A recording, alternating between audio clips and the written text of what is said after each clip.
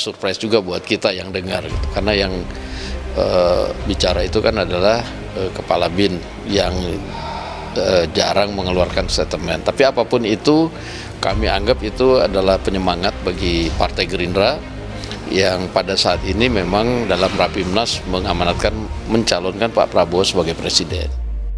Sampaikan dalam kapasitas sebagai Kepala BIN, ya menurut saya pernyataan yang dapat menimbulkan persepsi dukungan terhadap Pak Prabowo itu sebenarnya sudah offside, ya, sudah di luar koridor tugas dan wewenang Badan Intelijen Negara sebagaimana diatur melalui Undang-Undang Nomor 17 Tahun 2011 tentang Intelijen Negara maupun Perpres Nomor 90 Tahun 2012 tentang Badan Intelijen Negara sebagaimana diubah ya terakhir dengan Perpres Nomor 79 Tahun 2020.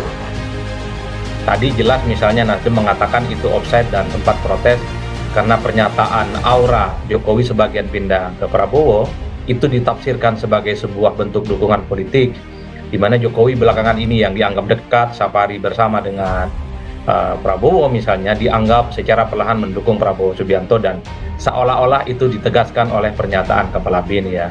Tapi kan pernyataan dari PDIP dan Gerindra sebenarnya tidak menyiratkan itu adalah statement biasa meskipun mereka itu sebenarnya kaget gitu ya, karena soal aura pindah itu kan adalah pernyataan-pernyataan yang sifatnya menurut saya ya sifatnya normatif, umum, tidak spesifik.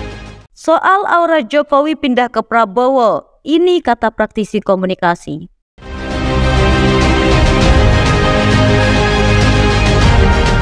Praktisi komunikasi publik Ahmad Efrido menilai pernyataan Kepala BIN Budi Gunawan soal aura Jokowi pindah ke Prabowo adalah hal yang wajar. Menurutnya, Budi Gunawan memaknai hal ini sebagai visi, yakni Menteri Pertahanan Prabowo Subianto mampu memaknai dengan baik visi Presiden Joko Widodo. Mengingat Prabowo Subianto saat ini adalah menteri atau pembantu presiden dalam kabinet. Artinya, pernyataan Jokowi pada pelantikan Menteri 23 Oktober 2019 bahwa hanya ada satu visi, yaitu visi presiden. Dalam pandangan Budi Gunawan dimaknai dengan baik oleh Menhan Prabowo Subianto. Kata dia dalam keterangan Kamis 30 Maret 2023. Ridho menilai pernyataan itu dapat dipahami sebagai perilaku, sikap, dan pandangan atau visi Jokowi bisa terproyeksikan pada lingkungan sekitarnya, terutama pada Menteri Pertahanan Prabowo Subianto. Ia mengatakan terlalu dibuat-buat jika ada pihak yang menanggapi pernyataan tersebut sebagai upaya transisi kepemimpinan tahun 2024. Sebab, kata dia, tidak ada transisi kepemimpinan melalui putra mahkota atau putri mahkota dalam budaya politik di Indonesia sejak proklamasi kemerdekaan 1945. Secara historis tidak pernah ada kepemimpinan yang diwariskan sejak transisi dari Soekarno, Soeharto, Habibie, Gus Dur, Megawati, SBY, dan Jokowi, katanya. Selain itu, menurut Ridho, secara kultural tidak pernah dikenal dalam budaya kepemimpinan yang namanya aura keprabon.